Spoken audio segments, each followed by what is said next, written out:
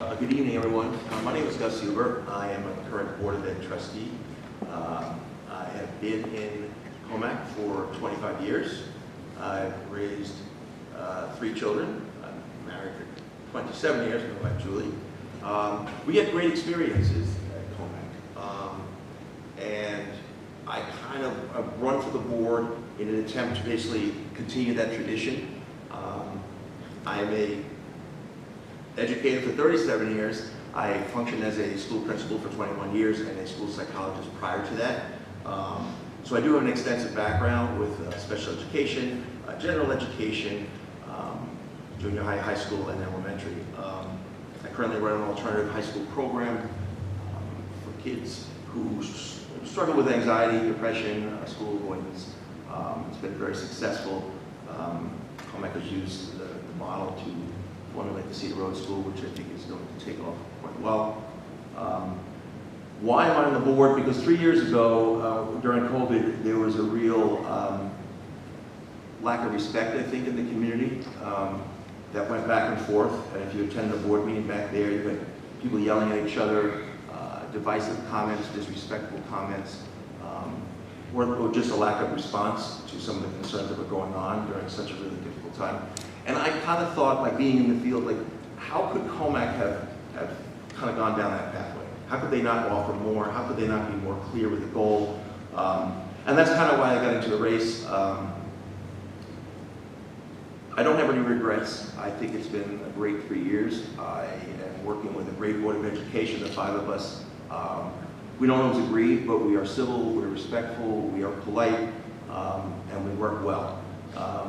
We have a new superintendent that we were able to bring on board. I have to say that Dr. Cox is probably one of the best superintendents I've worked with in my educational career. He's kind, he's understanding, he's responsive to people, so much that our emails have kind of stopped for the board members. We used to get tons of emails. He used to go to sleep reading the emails.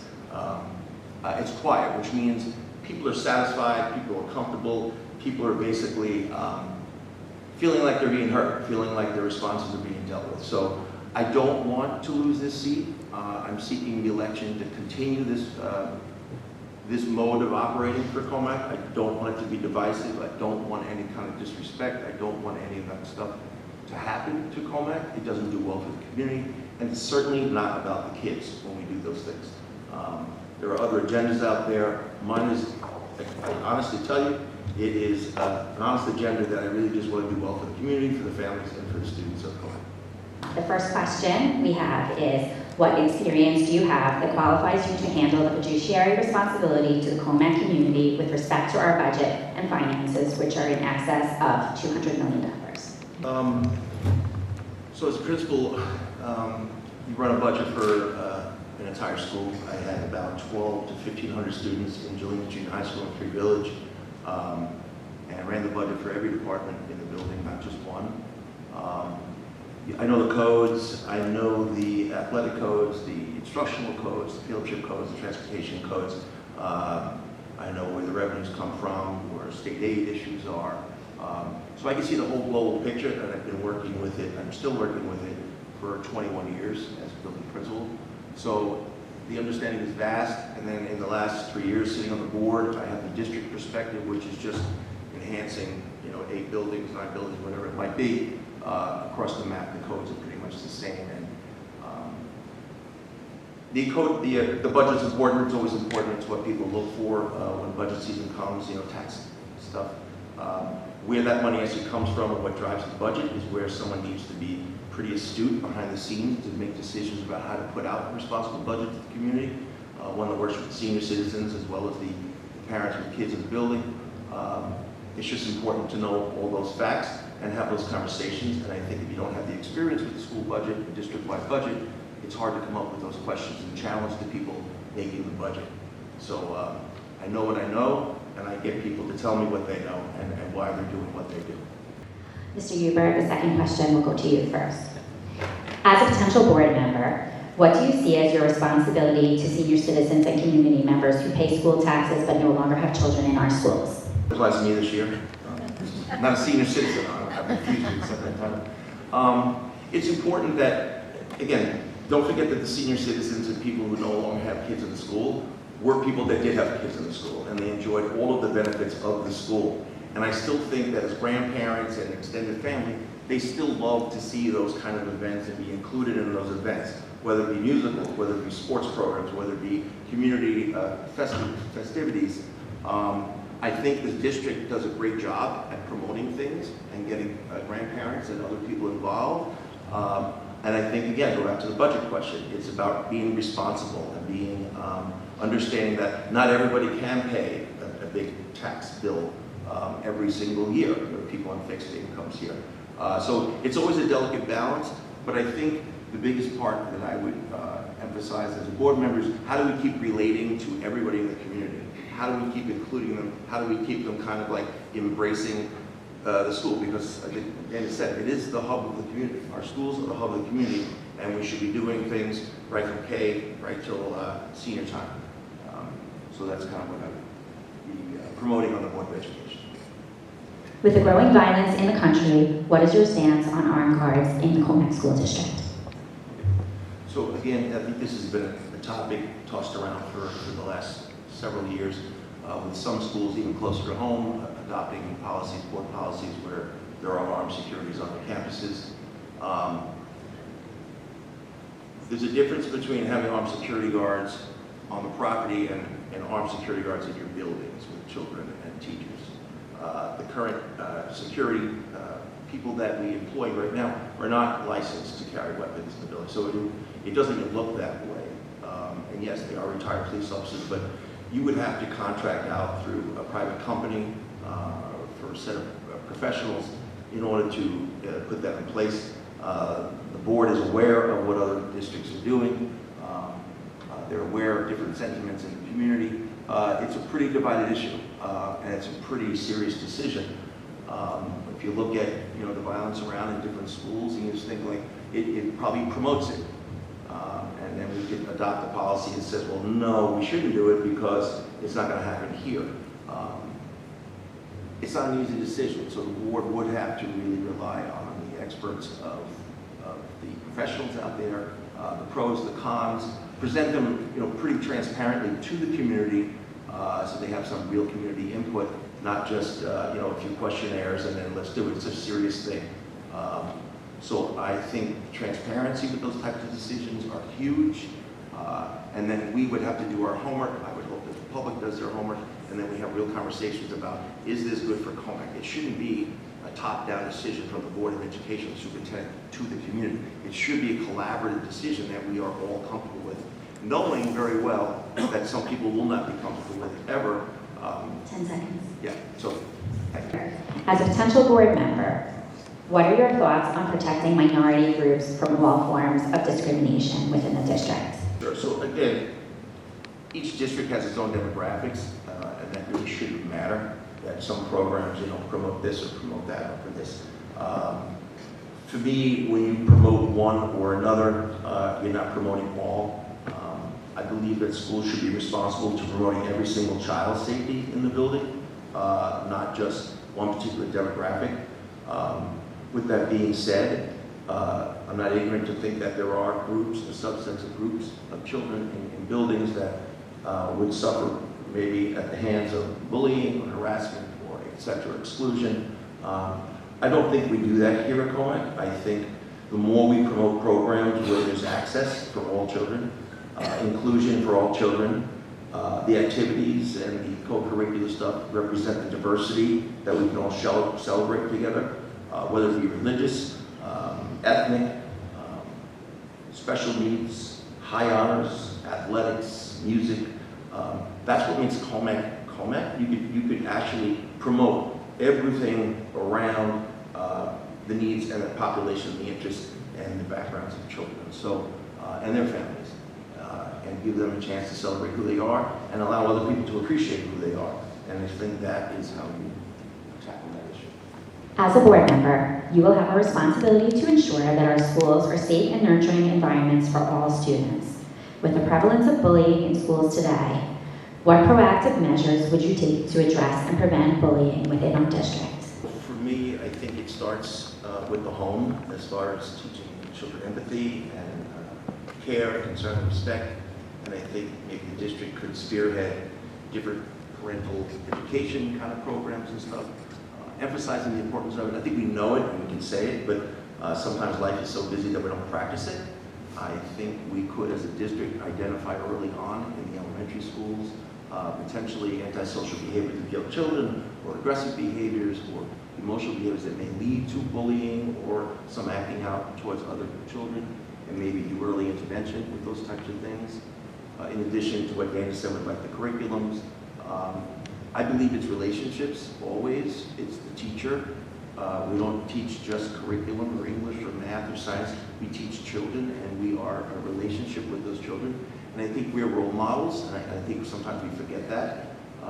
I think we have to have teachers design the expectations in their class and share them with students. If we do that building-wide across the board, I think we develop that building culture.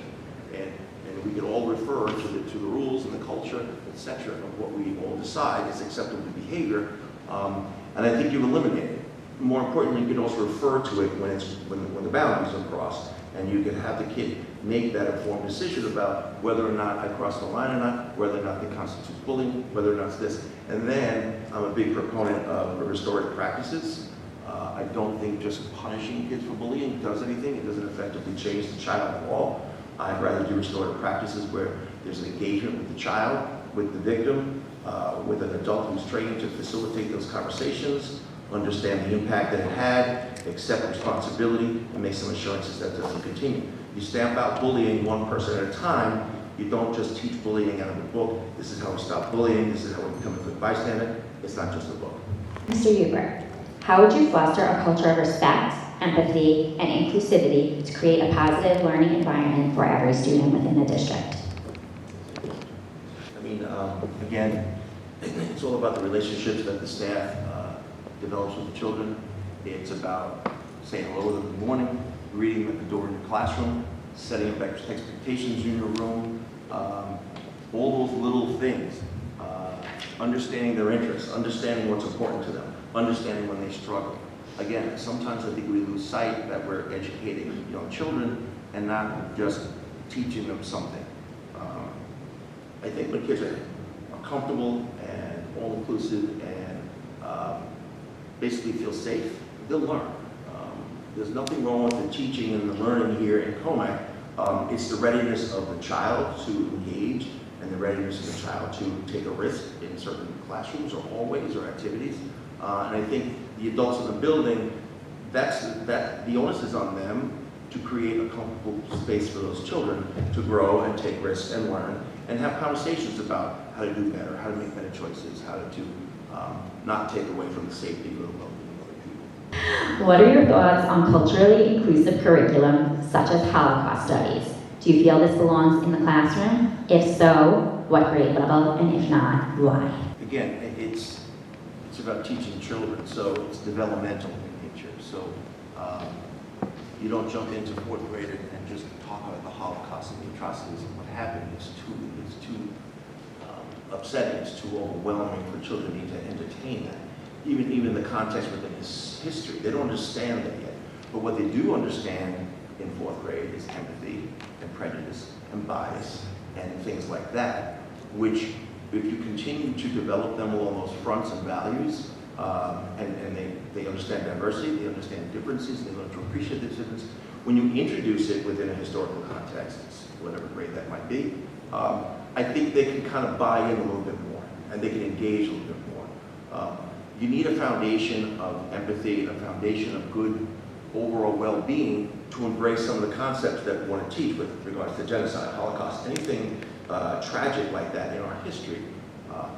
Because otherwise you're preaching to an empty vessel. And there are some empty vessels out there, regardless of what we do, and it's concerning. But I think we have a developmental approach always on some of these issues, because then it's not such a shocker when we say, how come they're not learning about the Holocaust? How come they're not learning about this situation, that situation? It shouldn't be. It always belongs in the schools. Absolutely. It belongs in the homes, and it gravitates into the schools, and it developmentally gets more sophisticated so that they can be young adults with the same kind of belief set when they go into the real world. Mr. Hueber, With the rise in demand and need for special education services, what hands-on leadership experience and knowledge do you have to offer the Board of Education and the Commack School District? I actually have a tremendous amount of experience with special education. Again, 1987, I started out as a school psychologist and CEC chairperson in upstate New York. I evaluate children. I provide recommendations to parents about different programs and services to address some of the disabilities and the weaknesses, the strengths of the child. Not always an easy job, and not always having the resources available to address the needs. I eventually gravitated to administration, and I had a bigger viewpoint of what I could do with a building and how we can shape programs and services on a bigger level rather than just as a psychologist making a recommendation at CSE. Because then I can hire staff. I can bring programs to the building. When I was the principal of Jelena Street High School, I thought it had to be, 15 years ago, we brought in one of the first ABA programs in a junior high school setting. And it was great. We had a life skills section. We had an autistic behavioral ABA program. And not only was it great for those children to be maintained in-house and in district in the least restricted environment, it allowed the other students in the building to get to understand a population of students that maybe they wouldn't have seen if they were sent out to different programs. So they developed compassion, they developed an interest possibly in the field of special education. But again, it teaches them empathy, it teaches them a whole bunch of things. So when I talk about special education, after my years at Jelena's, I went into, I was appointed principal of the alternative high school program, and it was an idea. And in 11 years later, it's one of the model programs on Long Island, and we are replicating them all over. I share everything I have with other districts, because if you look at anxiety, social emotional issues in Long Island, in New York State, and everywhere, it's tremendous, and I need a place for some of those children to be. What are your thoughts on Cedar Road? How do you see the program growing? Talking about the alternative high school part of it, or the life skills part of it? The whole. The whole thing. The whole thing. Okay. So the alternative high school problem, I think you know from what I've been saying before, I've lived it, it's my philosophy, I've created it from the ground up, and I've shared it with other districts, and it's been wonderful.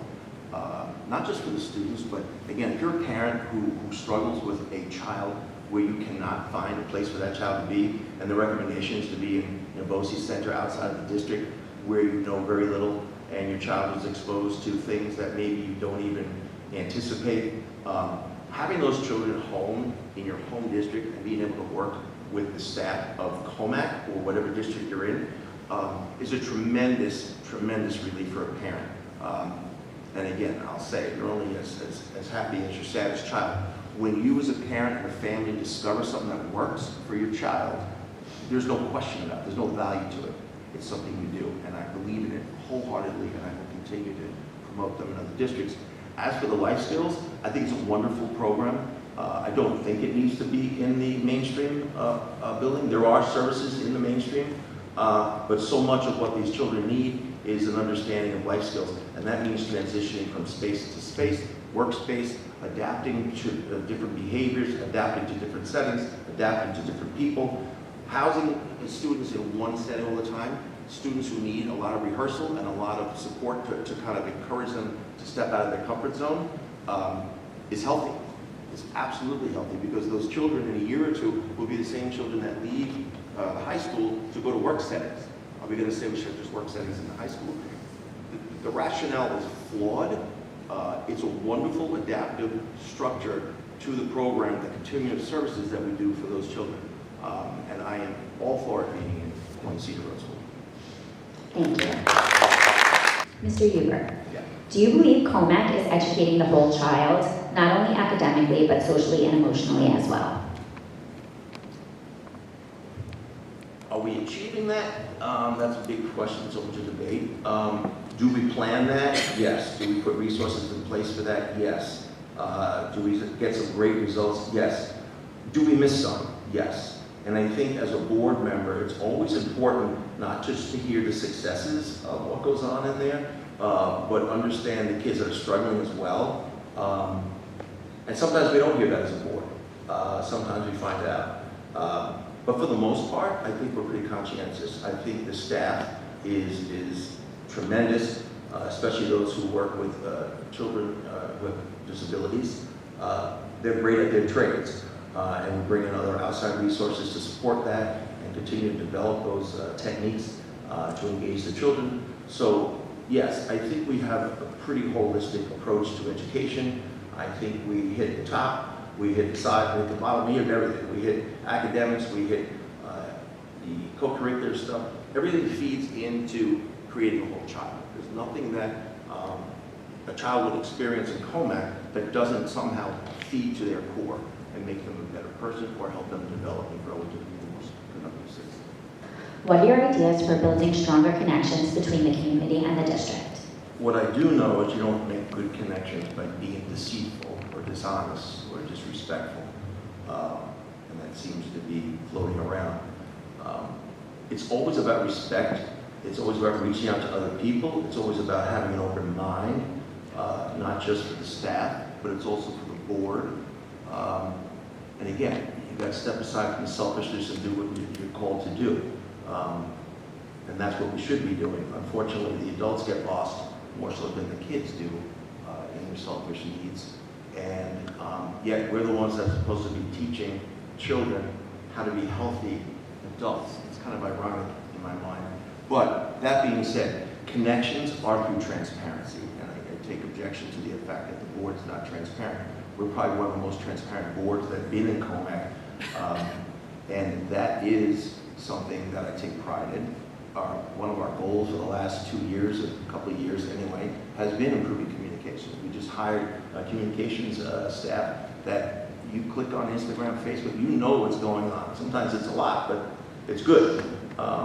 So if you're a busy schedule, you know what's going on in Commack. And there's not once that the superintendent of schools, Mr. Cox, would not call you back on an issue or agree to meet with you, or some other staff member or director or board member even. We've done meetings in Paneras offline. So there's no way that someone's going to call the board and be told, I'm not interested. Absolutely not. And I dare someone to tell me that, because I know I didn't do it, and I'm running for the board right now, so I can assure you that that's not true. Mr. Hueber, with the increase in retiring teachers, how do you create balance between experienced teachers and new hires to maintain our high educational standards? I think Commack prides itself on having a pretty strong culture. It's been established by some of the more experienced teachers in the district. It's carried on over the decades. What exists today is probably even more improved than what existed, 10 years ago. So yeah, I think when we hire new teachers, we pass the baton to those people. I think they're lucky in the sense that they inherit a culture that is rich with all sorts of professional development opportunities, with well-established goals, with support, with mentoring, etc., in-service opportunities. So I don't think teachers will flounder. It's not like they're coming on board a rubber ship. We are a pretty established school district with some really clearly defined goals. And I think it's actually advantageous for a new teacher to be here. There are things like teaming, there are things like collegial circles, there are things that you do. And again, that's not a board member's role. That is superintendent of school and administration to create those opportunities for those people. But yes, as a board member, you don't want to lose the culture of the buildings. You don't want to lose new teachers in that with this exodus of retired teachers.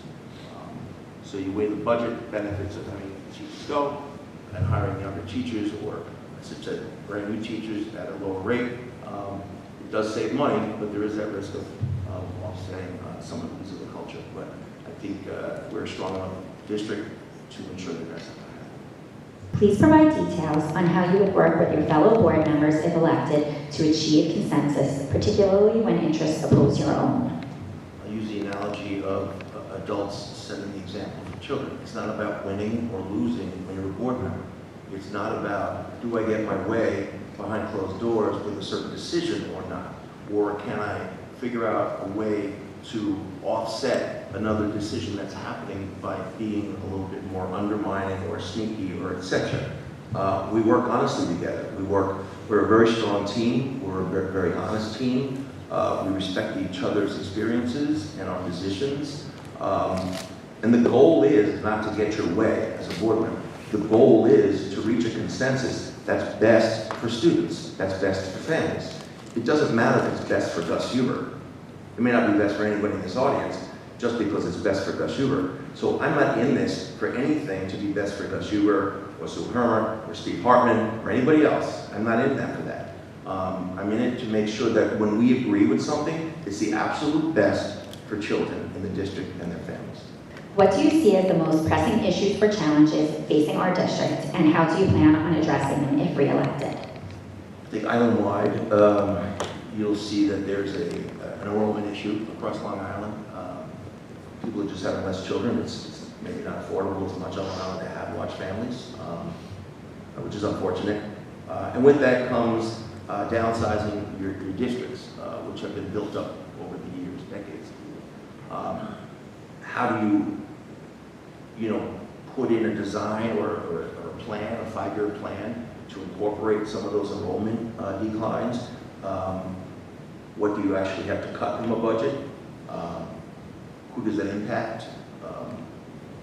Or is there duplication of services? All those concerns have to go into what I think is going to be a challenge in front of us, not just the Commack, but other districts as well.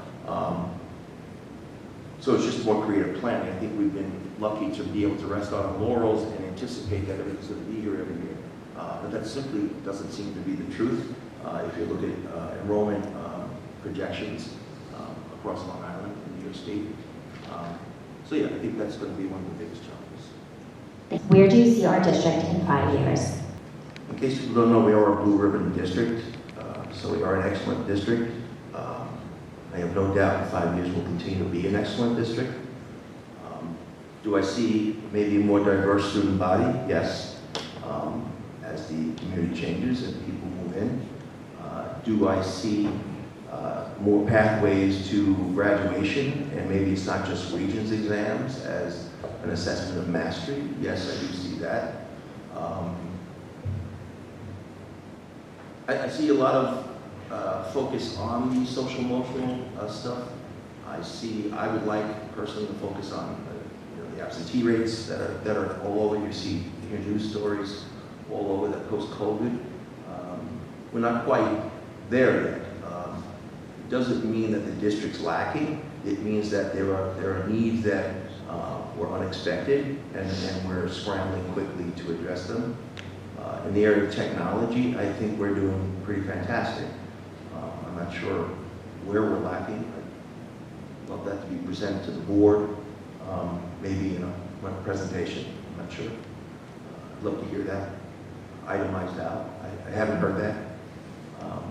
But yeah, 5 years, I see us thriving. I see us meeting the needs of the students of the district.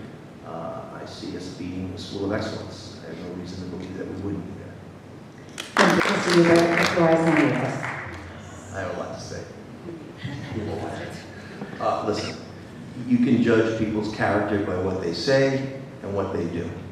And what I've been saying to you tonight is my experiences that I've lived for 37 years in education, 25 years in Commack, and I think the comparisons are pretty stark with any of the candidates up on the stage. That being said, I want to be reelected to the board of Commack Schools because I really think I can represent you. I'll continue to represent you. I'm enthusiastic about what I do. I always was. I always will be. Education is important in my life, in the lives of your families and your children. It is everything. It's opening doors for them for opportunities that I don't even think we can anticipate. David talks about technology. Who knows what technology is in 10 years from now? Who knows what the job force is going to be?